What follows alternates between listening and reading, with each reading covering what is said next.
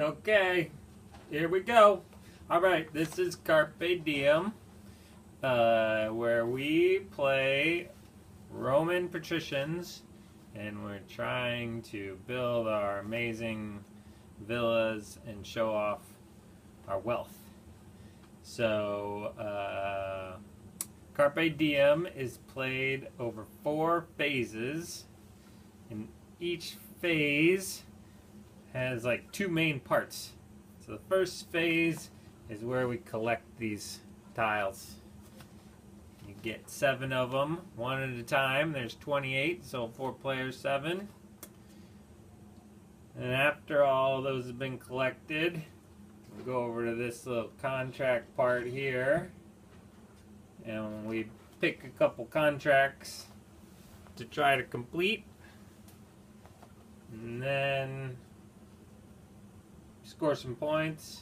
You pass the first player marker, go back over here, reset all these tiles so that there's 28 new ones, but not these bottom tiles down here. These are special. We don't reset those. And then do it all again. You do that 4 times, so your board gets pretty full. You score some points, and then we do an end scoring phase. Whoever has the most points wins. So let's look at the components. So up here, this tracks who goes first to pick these contracts. And you can move along the board and get better choice. These cards are special. You get them when you pick a special tile here. Let's go over and look at your tableau. Pretty fancy. So your tableau is here. You build in the center and build out. It's got some stuff around the sides. It's got these little tiles. This is your little special area, a little key to let you know what's worth points. It's where you keep all your stuff. Like if you got some lettuce or a gold, you keep it there. Everybody's got one. And these are the victory points. You just pick up some cards and stuff. Pretty great. Alright, so let's talk about how you collect these tiles. Yeah.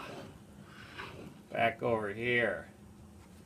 So, I'm blue. I go first because I got the first player token. So, I gotta move this way or this way, and I pick up a tile. I take it. I go place it over on my tableau. We'll show you how you do that in a second. And then, next player goes in clockwise order. You can go here, you can go here, and picks up a tile. It does something cool. He puts it on his tableau.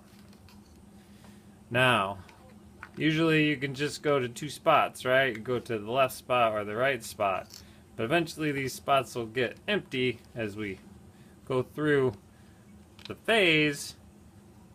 And when there's an empty one, then you just keep going. You can go over here, you can pick a tile here, or you can go here and pick a tile here. Now, usually you only get 2 options, right? But if there's a spot that's empty next to you, you can bounce back. You can take a tile from here. So that way you kind of get 3 options when there's a empty spot by you. There's a good that you can pick up over the course of the game. You can try and guess what that is before I tell you. It's bread, of course. Duh. Doesn't look like bread.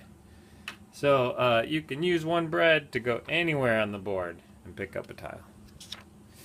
Okay, so we're each going to pick up 7 tiles one at a time. Then all 28 tiles will be gone. And then we'll go to that contract selecting phase. But first, let's talk about how you place your tiles. All right. So I just picked up a tile. I picked up my tile. This is the tile I got. I immediately have to place it, so I can place it any way that I want. But my first tile, it has to go on the shovel spot. See, just like that. All right. So then everybody else takes their turn. My second turn, I move and I pick up the second tile. And I gotta place it Carcassonne style. So the green's got to match up against the green. I can't do that. And I got to have my buildings. Can't do that. I got to have them touch. So I go, doot. All right, good on me. Third round. Place this guy. Oh, I completed a building. I completed a villa here too, but villas don't do anything. I completed a building. That does something cool. So we'll talk about what all the different buildings do when you complete them. So we go again. Got this cool building. Put it somewhere. Say I put it right here. Ooh, I picked up this bandolore. So what do I do with this bandolore? It just means that I move up one on the bandolore track, which is right here. So I go doot. And this determines who selects these contracts in the next phase first. So right now blue would go first, green would go second, yellow would go, and then Josh. Alright, back over here though. So now I've placed some of my tiles. Got my fifth tile. Place it. And go right here. Ooh, I completed that. Look, it's complete. Something cool happens. We'll talk about what those are in a second. Now, sixth tile. Ooh, I'm going to put it here. I'm going to move up again on the bandolore chart. You just have to trust me that I did that. Here's my next tile. Put that one right here. Look, it's getting bigger, but it's not complete. So let's talk about what the buildings do. There's a neat little cheat sheet here. I won't even pick it up. I'll just point to the things. Okay, so this gray type building, when you complete one of those, these are called dwellings. When this little gray type building completes, you get to move 2 on the bandolore chart. This is a baker. When a baker completes, you get 2 bread. You take them and you put them right there.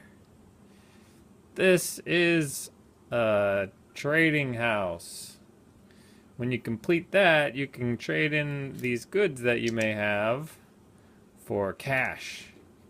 Cash is just as good as a good, except it's a wild card. So we'll talk about that in a little bit. So you would get, you'd trade in as many goods as you have. You always just trade in all of them. And then you get $1 for every good plus 1. So basically you've traded your goods in for wild cards. And then you got an extra wild card. This one is another building. And it's green. And it gives you an additional tile. So over here, you get to pick up one of these tiles down at the bottom and put it on your tableau. Nice. This one is a bakery, which is not to be confused with a baker, because we name things the same shit because we're dumb. So this one just gives you 1 bread when you place it. And then don't have to complete it, you just place it, right? It's a single one just like this bad boy. Carcassonne rules, it's got to touch. Can't put it out here by itself. Got to touch. So when you place that, you get one. This one is a well. We've got this deck of cards for the well, and you pick 2, and you decide which one you want. And it's for end game scoring. We'll talk about that at the end game. This one is a marketplace or something, and it just gives you $1. Boom. That looks like this bad boy. And you just place it. Donk. This is a field of chickens, right? When you finish the field, you get chickens equal to the number of spaces it took you to make the field minus 1. So if you have this one here is for herbs.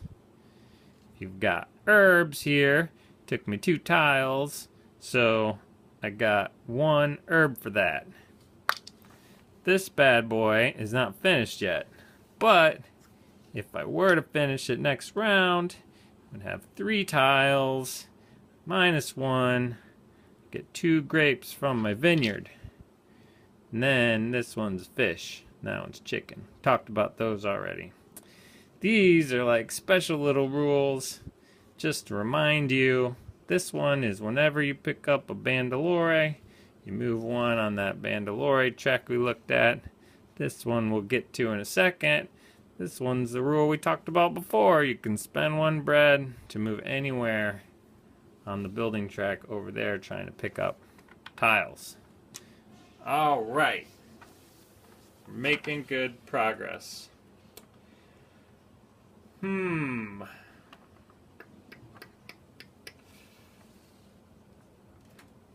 So we didn't talk about villas. Those are used for contracts and for endgame scoring. I should also mention that over here, where you see these building tiles, a lot of them have 2